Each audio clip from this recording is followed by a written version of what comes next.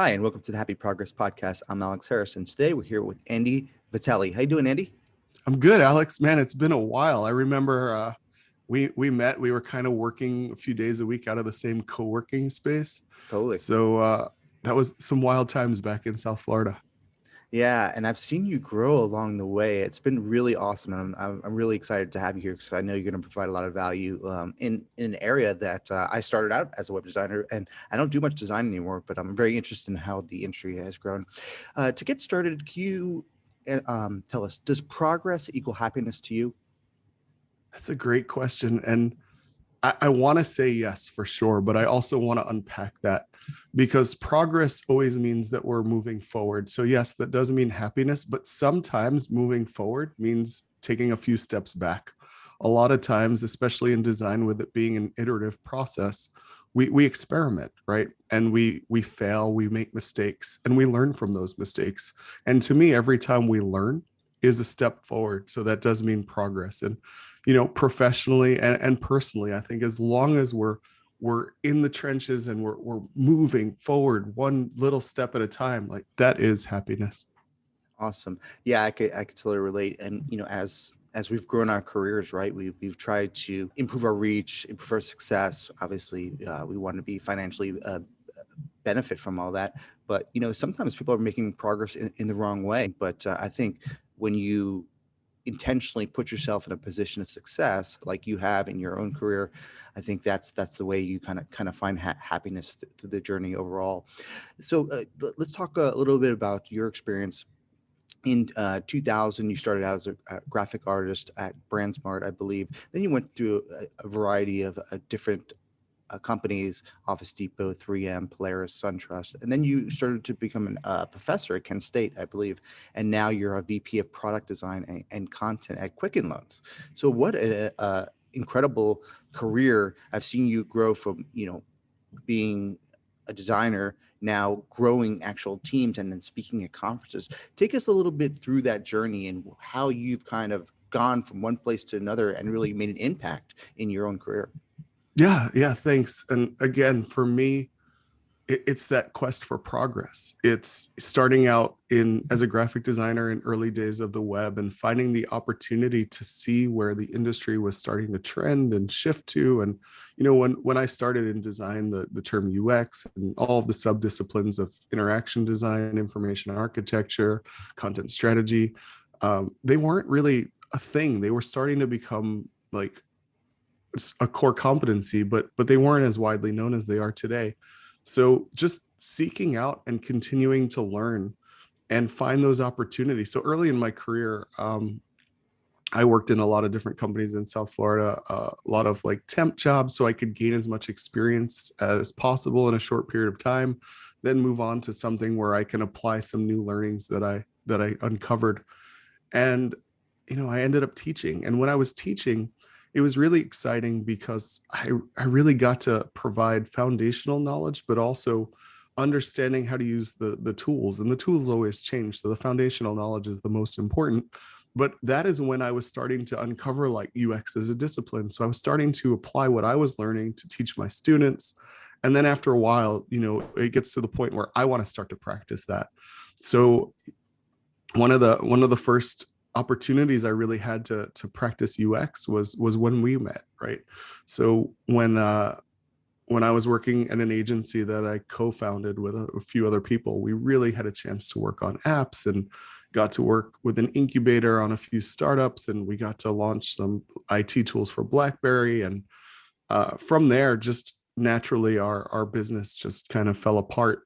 Over time, we went our separate ways. And then I ended up at Office Depot at a time that I was focused as the sole mobile designer when mobile was becoming a thing. So I got to work with Apple for Passbook, which is now Apple Wallet, work with PayPal, created an in-store app with an augmented reality piece of it with the band One Direction. So you go into the store, you hold up your device, and Zach, Liam, Niall, Zane, and I always forget the last person's name, but they like come to life. And they just interesting times to be there. Social login, all of the interesting mobile things. I stayed close to e-commerce for a while, and then I realized that like I wanted to do more. I wanted to have a positive impact. So I ended up at 3M working in healthcare, started on medical devices, ended up standing up a team focused on enterprise solutions. We partnered with Google, who created an amazing algorithm that showed uh, opportunities for hospitals to provide better care or save money in the way that they work. Worked on a lot of other like medical coding tools, and just really got to see the design for good, and how design can actually make things better for people. And from there, I went to Polaris and got to play in power sports and stand up a global design team. And then I ended up at SunTrust, which the first head of user experience design there. Got to build a really fun team and work on a lot of important banking products. And then from there, we went through a merger to become the sixth largest bank in the US, and I got to stand up a lot of new competencies. And after that, I'm here. I'm at Quicken Loans. You also know our Rocket Mortgage products, where I lead our product design team that's really focused on Rocket Mortgage, Rocket Pro, which has a few different sub products in it. We're supporting Rocket Loans, our team member experiences. We're growing our team, and it's an exciting opportunity to really take design and be a strategic partner and be able to drive outcomes in an organization that is the number one mortgage lender in the US. So it's just been, I've been there just over 3 months, and it's been awesome. The pace is fast. The last few enterprise companies I worked at were a little bit slower. This is like full speed, and I love it. And you talked about how design is iterative and built on experimentation and trying things and seeing what works. And that's kind of my background as well, is through A/B testing and conversion optimization, and seeing that balance between using data and understanding a customer experience, and then making sure that the users are actually able to overall achieve their goals. And I've heard you talk about the importance of design and human-centered approach to really transform that overall experience. How has design changed in that way to is it moving towards actually using more data, or is it becoming more separate in the enterprise space from your perspective? Yeah, that's another great question. Data itself is an interesting touch point for designers. I think that when a lot of people talk about data, they think about just quantitative data. But when designers and more mature organizations talk about data, they talk about that mix of quantitative and qualitative data. So it's understanding what's happening and how things are converting, but it's understanding the why behind that and what drives the customer to make the decisions that they do. And I think when you blend the two together, you're really able to learn things at scale and see how it impacts people at scale. So for us, it's always human centered. I mean, data itself doesn't really have a soul or a conscience, right? But the qualitative side of that does, and it talks about emotion and expected outcomes. And designers, especially design researchers, they have the ability to pull unarticulated needs from the customers.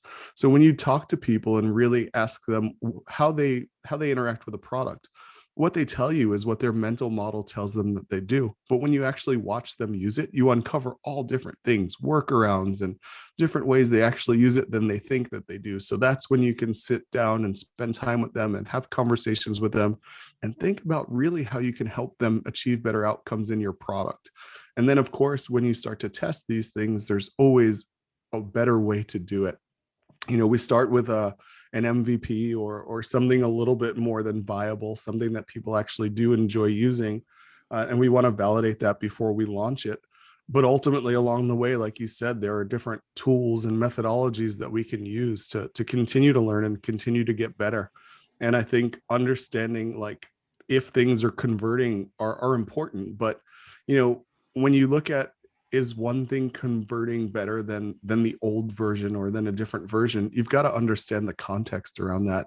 If you're just presenting a different color or larger text or one element that may drive a one-to-one conversion change, you have to look at the whole picture, that end-to-end experience, and see if it really drives that change that you're looking for. Yeah, absolutely. I mean, immediate conversions may hurt your long-term revenue or your retention. So you kind of have to think about the big picture. You can't just live in this isolated, oh, we're going to improve this button, it's going to drive more conversions. That might not be the best result Right. overall. So, I originally started out as a web designer. I started in 2000, Photoshop and Illustrator, learned some HTML and CSS. And now there's, many different tools out there. What advice do you give to someone starting out as a designer? What tools should they be using? Do they need to get certifications? And can you kind of walk through like that maturity ladder of how you would start maybe coming out of college or as a freelancer, and then really trying to build your career as a designer or just a tech professional? Yeah, let me unpack all of that and start with maturity wise. So one thing I've noticed, it's been really difficult for designers that are fresh out of school or fresh out of boot camp to find jobs. A lot of companies are looking for people that have a few years experience. And I think it's just because of the speed of the business and the bandwidth, and it's really it's a choice to invest in younger and experienced talent, or as I like to call them, emerging designers. Because I remember when I started, like, I didn't know all of the things, and I had people that would help me, that I worked with, that would teach me. And in some environments that doesn't exist. And the environment that we're creating, it does exist. We really want people to come to us and learn to be a better designer along the way. And then if they decide to leave better than they left, better than when they got here. Like, I want us to become a destination where people come to really become better designers. And thinking about that progression, I think really I'm big on education. I'm an adjunct instructor at Kent State's master's program that's online. I think it's important to get that foundational knowledge aside from just the tools, because the tools make it easy to create deliverables, but the thinking behind them is really important. Understanding the psychological principles of why people make decisions of design, like, that's really more important than the tools, because the tools will continue to change. But yes, you have to know the tools. And right now, it's Adobe XD, it's Figma, it's Sketch, it's InVision. There are all different tools that people are using besides like Photoshop and Illustrator back when we started. So understanding how to use those tools is key. But really, like, understanding why you use those tools and understanding how to deliver better outcomes for customers is way more important than the tools. Like, you could jump in and sketch something on pen and paper and communicate your idea to a developer just as easy as you can create a low fidelity prototype. And you can also put that sketch or that storyboard in front of customers and get feedback. So it really is the way you think more than the tool that you use. But again, like, I'm really big on education. I will say that you learn things in a traditional program, and the way to experiment and the way to interact with people and the way to explain your design decisions to some extent. And those all are skills that you grow over time as you practice and you get better at. But ultimately, like, I don't know. I think the education piece is really important. I feel like you asked another piece of that around maturity. Yep. All right. So to me right now, the way a designer matures, there's, I look at the way an organization matures at the same time. Right in the beginning, there might not be design, or it happens in small pockets. So maybe those are the designers that are just really like playing with the tool and learning how to use it. And then at some point design becomes styling, and that's when you see a lot of the like dribble work, and people are creating artifacts and they're learning as they go. But then design becomes part of a process. And when you think about an end-to-end process, there's this ability to create concepts and ideas and bring them to life and validate them and improve them, and then eventually create an experience. And then finally there's design as strategy, which, as a designer, this is when you're able to influence organizations and influence people and use those designs to do that, and the vision that you create. So the maturity level just advances as you get better at both hard and soft skills, like things like presenting design work really well, things like taking feedback into, handling it well, accepting the criticism, learning from it, and creating a better design, and being collaborative in how we work. I think you hit on some key points there, especially the psychology of why certain things are designed in certain ways and how human behavior works. How would someone, without taking a class or maybe going through a course, how would someone dig into research about understanding the psychology of design and then how to explain it, either through storytelling and unpacking, presenting how these interactions work to ensure that your clients understand the psychology of the interaction and the customer behavior? Yeah, it's a lot of trial and error. It's a lot of learning by doing. It's a lot of making mistakes along the way. Network, meet people in professional organizations, UXPA, IXDA, AIGA. There's a lot of other like just little local meetups. Show up, talk to people, get really involved in having conversations that you can start to articulate what you learn through design and learn from other people. Clubhouse has been pretty interesting to see the conversations that are happening over there. Pick up the books. There's a million great design books to read. You could do a Google search and you'll get 50 of them, from the old school like Don Norman, the design of everyday things, to like Steve Krug's Don't Make Me Think, to a lot of the newer books around Tom Griever's articulating design decisions. And listen to podcasts, like just have this insatiable quest for learning, and as you learn, try to practice that, and you will continue to get better over time. Like, you're going to bomb your first pitch, like that's okay. Like, learn from that, come back stronger the next time, and nail the second pitch or the 40th pitch, however long it takes. Like, don't give up. Find people that you can practice with, build your personal network. Right. Another great podcast for that is probably Stephen Gates, the crazy one, is got a lot of great tips on how to evolve as a designer in the way that you think as a designer. Hmm.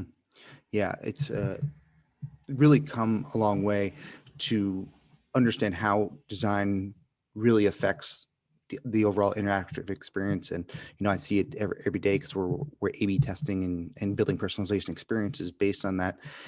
But it really comes down to your original answer, understanding that qualitative behavior, thinking like the customer, putting yourself in their shoes as they're going through that experience, and being able to create experiences that solves the problem that those users are overall experiencing. So you could think it as like, going through, a funnel or a landing page.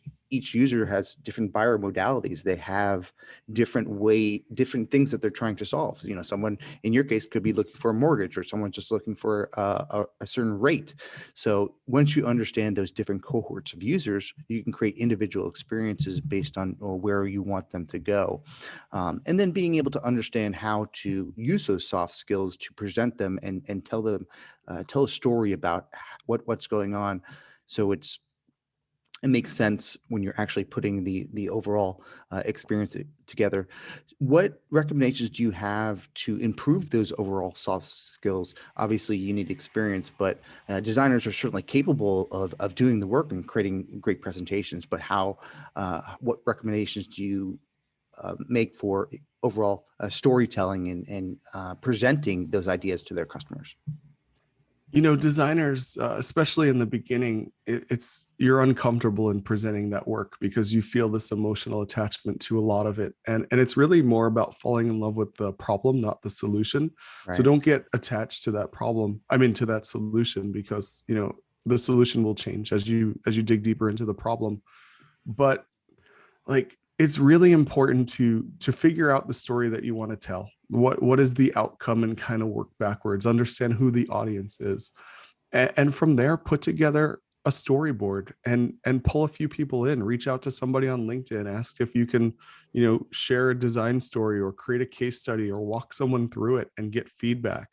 And as you start to practice telling this story, and practice is important, record yourself, play it back, listen to it. You're going to hate the way your voice sounds in the beginning, but it's okay. It's not about your voice. It's about the message that you're conveying. It's about the story that you're telling.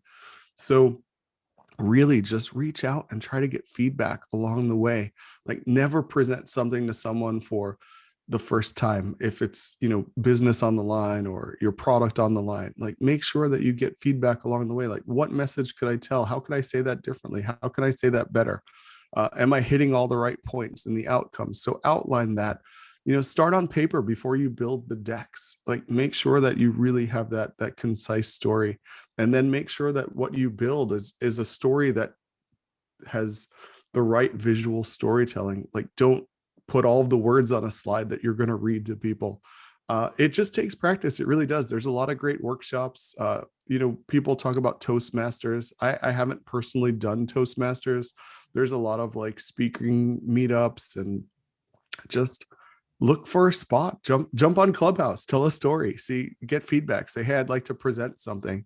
It's the design community is so open to helping grow the next level of designers that it's you'd have a harder time finding people to say no than you would that would say yes and give you feedback. I think it's a great point. I think us on the internet, we sit behind our laptops and our computers, and we tend to be a little intimidated by maybe people you look up to, or mentors, and more than likely people are going to be willing to help you and reach out.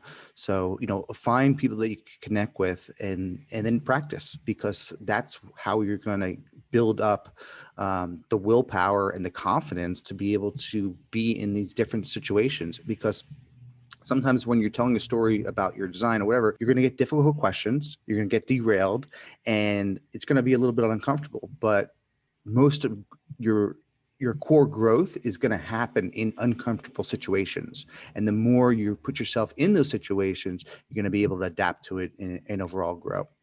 100%. So let's talk a little bit about you. What else do you have going on? And, let's tell people how they can find out more about you. Yeah, so I'm really deep in evolving our design org at Quicken Loans, Rocket Mortgage. So that's been the bulk of my time. I still teach online, few classes a year. The schedule has kind of come down a little bit because I'm so focused on doing what I do during the day. I started to work before pandemic with Lisa Welchman, who wrote Managing Chaos, on understanding the cross section or the intersection between design and governance. And we talk a lot about safety and how to make sure that products that we create try to eliminate as much risk of creating psychological, emotional, physical, or economic harm to people or to society. Oh, wow. And we were really deep on writing a book, and we just kind of hit a little bit of a pause button on that. We've got a lot more words, and it's a lot bigger story than we originally intended. So we're taking those jam sessions that we had and having conversations with a lot of other people. So we turned it into a podcast that's going to come out sometime in April 2021, or maybe a little bit before, which will be called Surfacing. Other than that, man, I'm hanging out at home in Charlotte, North Carolina with my wife and our 2 dogs, and it's starting to get warm. It's going to be 70 degrees in February, which is nice. And we're going to do a little grilling, and that's really it. Enjoying not traveling to all of these conferences and events. Mm-hmm.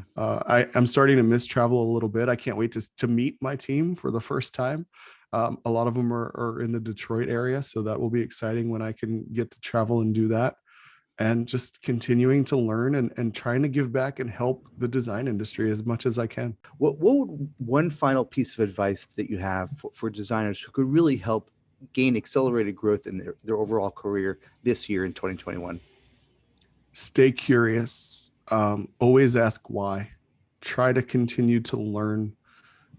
Know that the quest for learning and growth is a never-ending quest. We can always grow, we can always learn, but along the way, the only way to grow is what Alex mentioned before. It's about getting used to being comfortable in uncomfortable situations.